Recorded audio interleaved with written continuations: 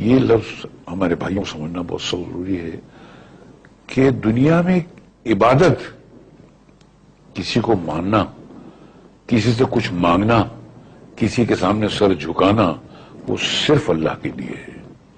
ये अल्लाह ने अपने लिए मखसूस कर दिया है। तो आप कोई ऐसा काम मत कीजिए इबादत का जो कि सिर्फ अल्लाह के लिए मखसूस है। अगर आपने कोई ऐसा काम किया जो इबादत में आप अल्लाह के लिए करते हैं तो आप उसके साथ किसी को शरीक करते हैं और इसी को शिर्क कहते हैं सर। तो कभी मत कीजिएगा सर, कोई कितना भी बड़ा हो कि अल्लाह के सिवा कोई किसी से कुछ मांग ही नहीं सकता है, किसी की इबादत कर ही नहीं सकता है। कि दुनिया में इस पूरे आपकी जिंदगी में कोई इबादत के लायक है ही नहीं। कोई बादशाह हो, कोई भी कैसा भी हो, पैगंबर हो, रसूल हो, कुछ भी हो, वो इबादत के लायक है ही नहीं, सिर्फ अल्लाह। ये मखसूस है अल्लाह के लिए। और अगर किसी ने भूल से किसी से मांग लिया, किसी की दर बारगाह में जाकर कुछ मांग लिया, तो उसने उस काम में, इबादत के डिपार्टमेंट में उसको अल्लाह का शरीक कर दिया सर, तो फिर अल्लाह नहीं बख्शेगा सर। ये भगवान को आप बनाए? जी हाँ, अपने इन हाथों से। आप भगवान को बनाया कि भगवान आपको? भैया, भगवान ने हम सबको बनाया है, हमने तो सिर्फ इनकी मूर्तियां बनाई है। काहे बनावा तो उसकी मूर्त? ताकि हम इनकी पूजा कर सके, अपने सुख दुख की बातें कर सके। करे भीतर ट्रांसमीटर फिट है का? भगवान तक बात पहुंचत कैसे है हा? अरे भगवान को किसी ट्रांसमीटर की जरूरत नहीं पड़ती, वो डायरेक्टली सुन लेता है। डायरेक्टली सुनत है तो फिर ये मूर्त की क्या जरूरत है? अरे क्या करूं इसका यार, धंधा बंद करवाएगा क्या? कि ऊपर वाले के साथ आपका जो कनेक्शन है वो डायरेक्ट है।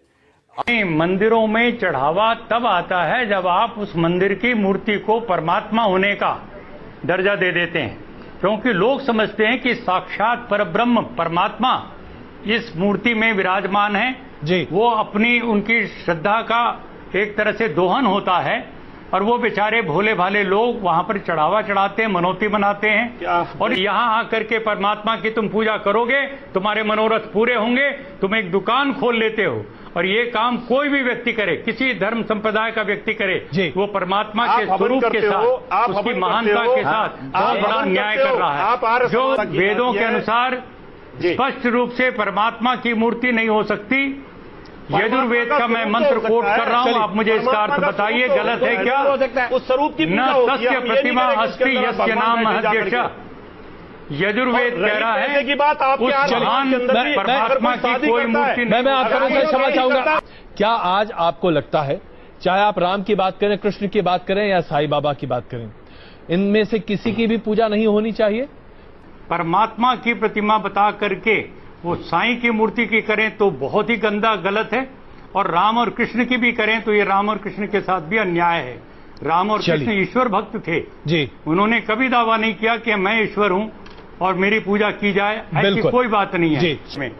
मैं कहना चाहता हूं स्वामी जी, हमारे देश में मूर्ति पूजा नहीं थी। बिल्कुल स्वामी जी। और सबसे अहम किताब हिंदू धर्म में है वेद।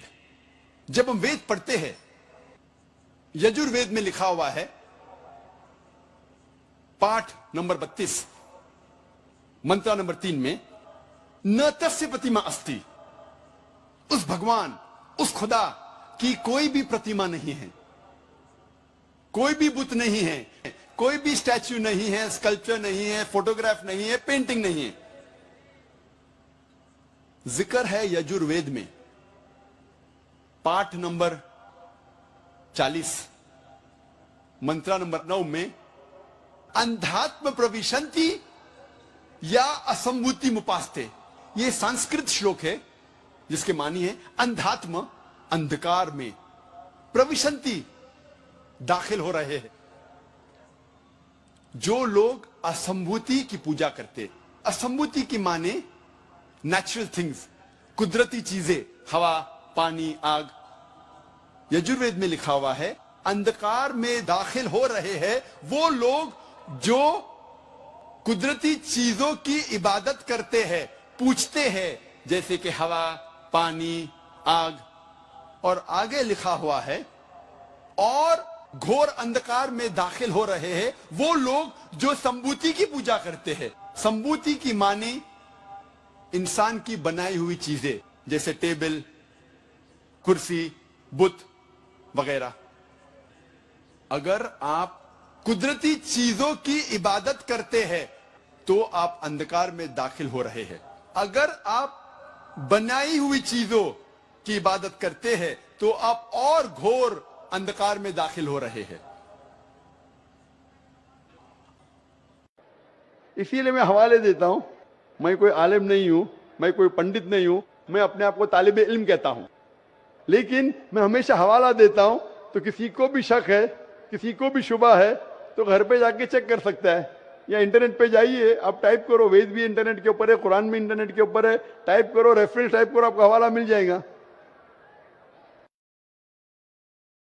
मेरा आपसे एक सवाल है, इस्लाम में हर गुनाह माफ है, लेकिन शिर्क की माफी क्यों नहीं है? अगर इंसान कत्ल करता है उसे माफी है, जिना करता है उसे माफी है, लेकिन शिर्क की माफी क्यों नहीं है? भाई साहब का सवाल है कि इस्लाम में सारे गुनाह की माफी है, शिर्क की नहीं। कत्ल करता है माफी है, जिना करता है माफी है, शिर्क की माफी क्यों नहीं? आप कुरान मजीद के बारे में जिक्र कर रहे जो सूरह निसा में है, सूरह नंबर 4 आयत नंबर 48 और आयत नंबर 116। इन दो आयतों में सूरह निसा सूरह नंबर 4 में लिखा है कि अगर अल्लाह चाहे तो कोई भी गुनाह को माफ कर सकता है, लेकिन शिर्क को कभी नहीं माफ करेगा, क्योंकि जो शिर्क किया है वो बहुत भटक चुका है। तो इसमें यह नहीं लिखा है कि अब जिना करेंगे तो माफ करेगा ही, कर सकता है अगर आप तौबा करेंगे तो। अगर आप तौबा करते कि मैंने जिना किया हूं, मैंने कत्ल किया हूं, मुझे माफ कर दे और इंशाअल्लाह मैं आइंदा नहीं करूंगा, तो अल्लाह माफ करेगा। उसी तरीके से शिर्क भी, अगर आप शिर्क करते हैं और अल्लाह से माफी मांगते हैं कि मैं अगली बार शिर्क नहीं करूंगा, तो अल्लाह शिर्क को भी माफ कर सकता है। लेकिन शिर्क की हालत में मरेंगे तो माफी नहीं है। आप मुशरिक जैसा मरेंगे, शिर्क करते हुए मरेंगे तो माफी नहीं। अगर आपने शिर्क किया, लाइक आज आप देख रहे हैं, कल भी परसों भी कितने गैर मुस्लिम बुत परस्ती करते थे, शिर्क करते थे, मूर्ति पूजा करते थे, अभी मुस्लिम बन गए, अल्लाह ताला बेशक माफ करेगा। और जिस दिन आप इस्लाम कबूल किए, आपके पिछले गुनाह सारे माफ, आपका स्लेट क्लीन। मैं माशाल्लाह अभी 46 साल का हूं, अच्छे काम करता हूं, इंसान हूं, गलतियां भी करता हूं। आप अगर इस्लाम कबूल करें, आपका स्लेट क्लीन। मेरे तो स्लेट में तो काफी चीज ऊपर नीचे है। अगर आप इस्लाम कबूल करें तो अल्लाह के रसूल फरमाते आपके सारे गुनाह माफ, स्लेट इज क्लीन। तो आप एक साफ सुथरे मुसलमान बनते, इसके बाद हिसाब किताब शुरू होगा। मैं पूछना चाहता हूं, आप मूर्ति पूजा में मानते हैं भाई साहब? जी मानते हैं। क्यों, आपको लगता नहीं गलत है? आप क्या हिंदू है? जी। आपके मजहबी किताब में लिखा है, छंदों के उपनिषद में चैप्टर नंबर 6 अध्याय नंबर 2 श्लोक नंबर 1, एकम अद्वितीयम, खुदा एक है, उसके अलावा कोई नहीं है। लिखा है श्वेता उपनिषद में अध्याय नंबर 6 मंत्र नंबर 9, नाचस्य कसी जनिता न चदीपा, उस ईश्वर, उस भगवान का कोई रब नहीं, उसके कोई वालदेन नहीं। लिखा है श्वेता उपनिषद में चैप्टर नंबर 4 मंत्र नंबर 19 में, न तस्य प्रतिमा अस्ति, उस ईश्वर, उस भगवान की कोई प्रतिमा नहीं, कोई अक्ष नहीं, कोई पिक्चर नहीं, कोई पेंटिंग नहीं, कोई फोटोग्राफ नहीं, कोई मूर्ति नहीं, कोई बुत नहीं। लिखा है यजुर्वेद में चैप्टर नंबर 32 वर्ष नंबर 3 में मंत्र नंबर 3 में, न तस्य प्रतिमा अस्ति, उस ईश्वर, उस भगवान की कोई प्रतिमा नहीं, कोई अक्ष नहीं, कोई पिक्चर नहीं, कोई पेंटिंग नहीं, कोई फोटोग्राफ नहीं, कोई बुत नहीं, कोई मूर्ति नहीं। तो साफ तौर पे कई जगह आप हिंदू की मजहबी किताब में लिखा है कि मूर्ति पूजा गलत है, तो क्यों आप मूर्ति पूजा करते? भाई साहब जी, इस बारे में मुझे सही तालीम नहीं है, मुझे थोड़ा वक्त चाहिए। मैं इतने हवाले दे रहा हूं कि आपको लगता है कि मैं फेंकते जा रहा हूं, हवाले के हवाले दे रहा हूं, आप नोट कीजिए जी। आप लाइब्रेरी में जाइए, आपको वेद नहीं मिलता है तो हमारी लाइब्रेरी में जाओ, इस्लामिक रिसर्च फाउंडेशन। हमारे इस्लामिक रिसर्च फाउंडेशन में आपको वेद का तर्जुमा मिलेगा, महाभारत का तर्जुमा मिलेगा, भगवत गीता के कम से कम 30 तर्जुमे मिलेंगे। बाइबल मिलेगा, बाइबल का तर्जुमा मिलेगा, कुरान का तर्जुमा मिलेगा, हदीस का तर्जुमा मिलेगा। मैं नहीं जानता हूं कहीं भी हिंदुस्तान में इतने मजहबी किताब का तर्जुमा मौजूद है। इस्लामिक रिसर्च फाउंडेशन में फ्री लाइब्रेरी, एयर कंडीशन में बैठो, फ्री पढ़ो। इंशाअल्लाह आपको चाय पानी भी दूंगा मैं। चाय पानी रिश्वत नहीं है, तो क्या आप ठंडे दिमाग से, कभी ठंडा दूंगा कभी चाय पानी, तो आप अच्छे दिमाग से रिसर्च कीजिए। हमारे पास कंप्यूटर सॉफ्टवेयर है, आप क्या जानना चाहते हैं वेद के ऊपर बटन दबाओ, मिलेगा आपको। किधर लिखा है मूर्ति पूजा हराम है, बटन दबाओ कंप्यूटर में निकलेगा बाहर।